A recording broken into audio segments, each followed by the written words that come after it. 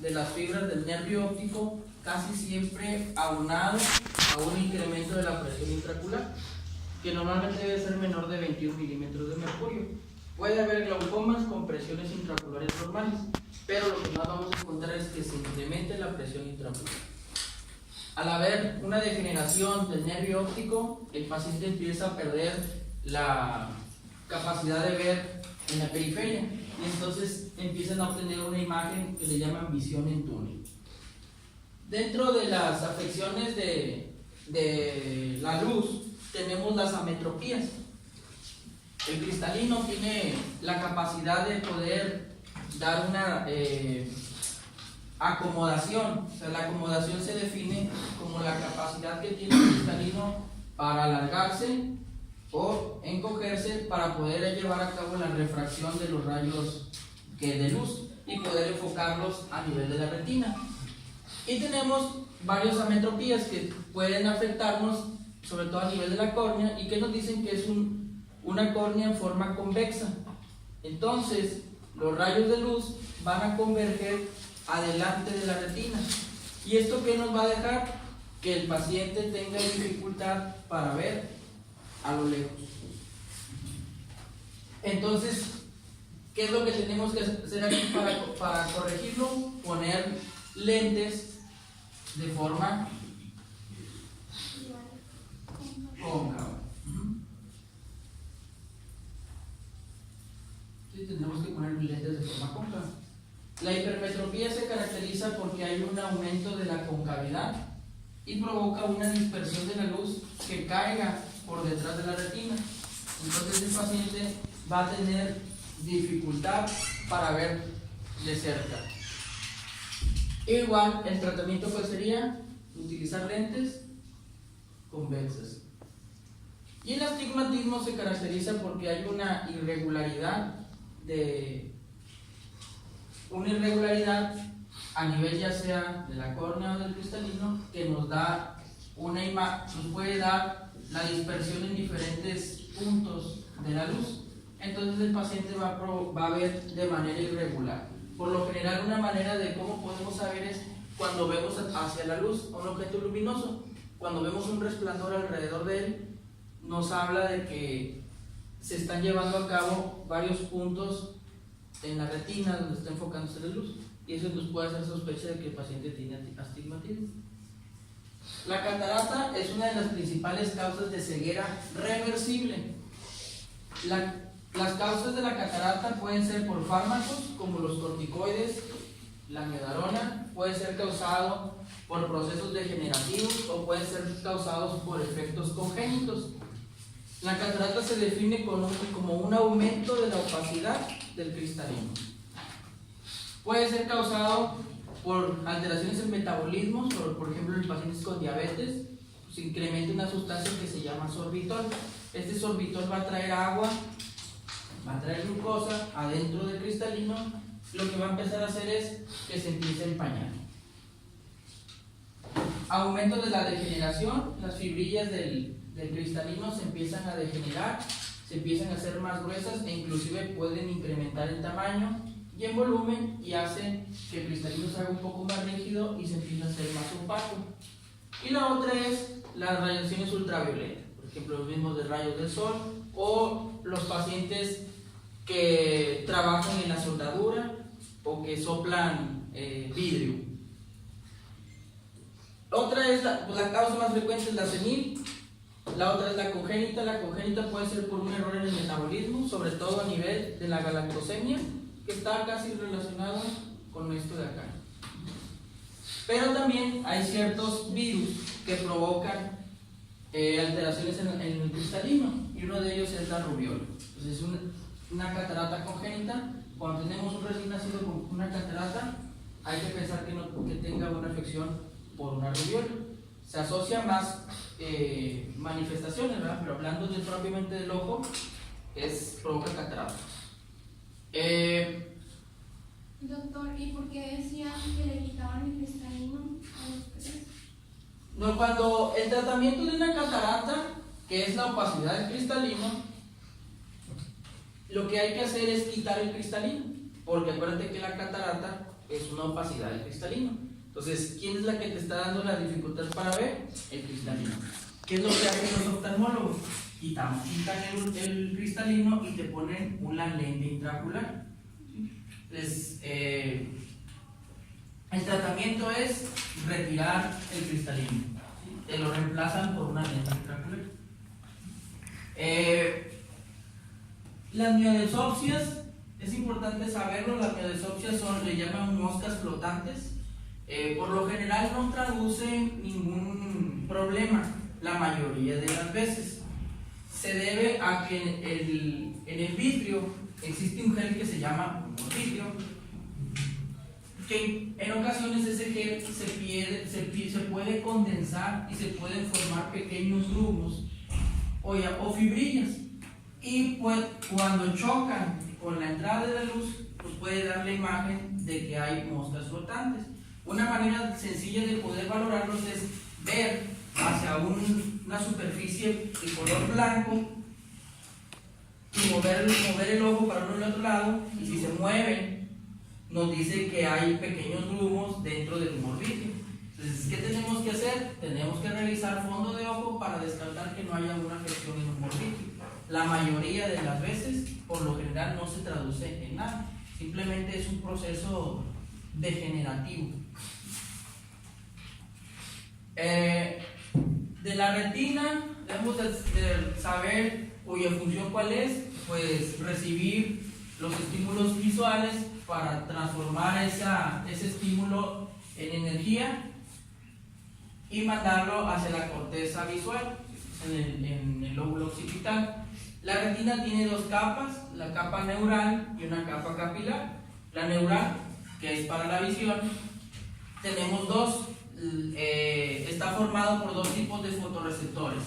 Uno de ellos son los conos, que los conos nos van a permitir discriminar los colores verde, rojo y ¿cuál es el otro?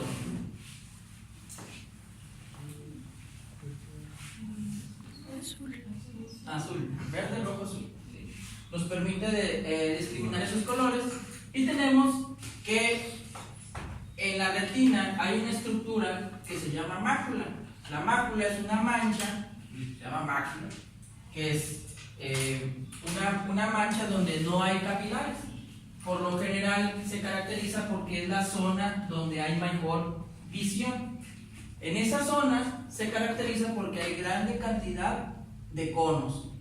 Los conos permiten una visión más fina, la que nos permite ver a color, y hay mayor cantidad de conos todavía en la fobia o en la fobiola.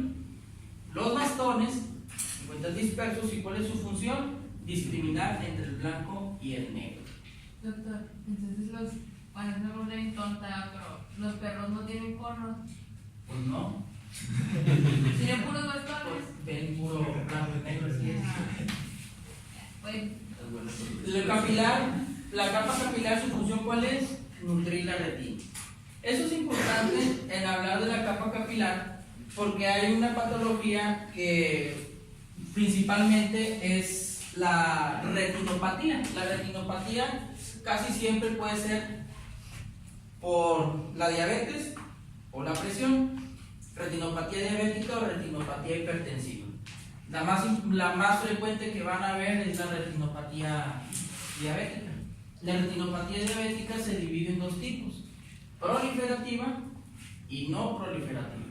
¿Cuál es la diferencia? Pues fisiopatológicamente la retinopatía es porque hay una disminución del aporte de oxígeno a nivel de la retina, y se expresan grandes cantidades de un factor de crecimiento. ¿Cuál es? ¿Cuál es?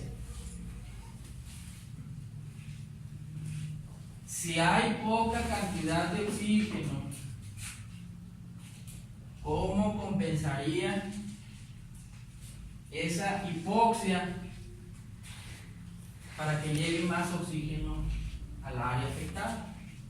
A través de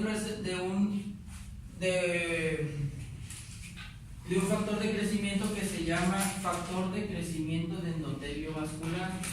¿Cuál es su función? Incrementar la síntesis de vasos sanguíneos. Entonces, tenemos que en la retinopatía diabética no proliferativa, el primer marcador que nos dice que hay un daño a nivel de la capa capilar es la formación de microaneurismas. En la retinopatía diabética proliferativa, el marcador que nos dice que hay daño o que es exudativo es la formación de neovasos. ¿Por qué es importante? Porque los neovasos que se forman en la retina, porque cuando hay una hipoxia sostenida, estos vasos tienen un endotelio más frágil.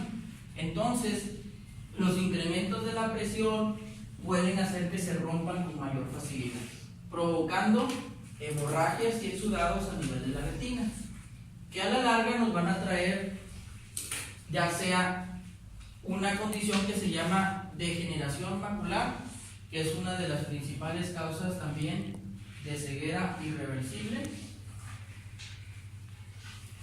Nos va a provocar desprendimientos de retina. ¿Cuáles son los tipos de desprendimientos de retina? ¿Cuáles son? Ahí viene el libro. Son 3.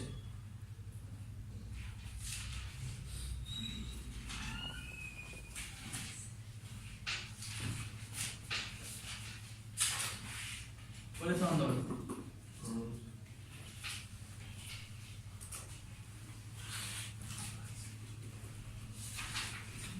El desprendimiento de retina de tipo exudativo, seroso, el desprendimiento de retina por tracción y el desprendimiento de retina reumatógeno. ¿Cuál es la diferencia entre cada uno? El desprendimiento de retina por exudativo es se empiezan a formar grandes cantidades de exudado y entonces se empieza a separar las capas de la retina y se empiezan a desprender.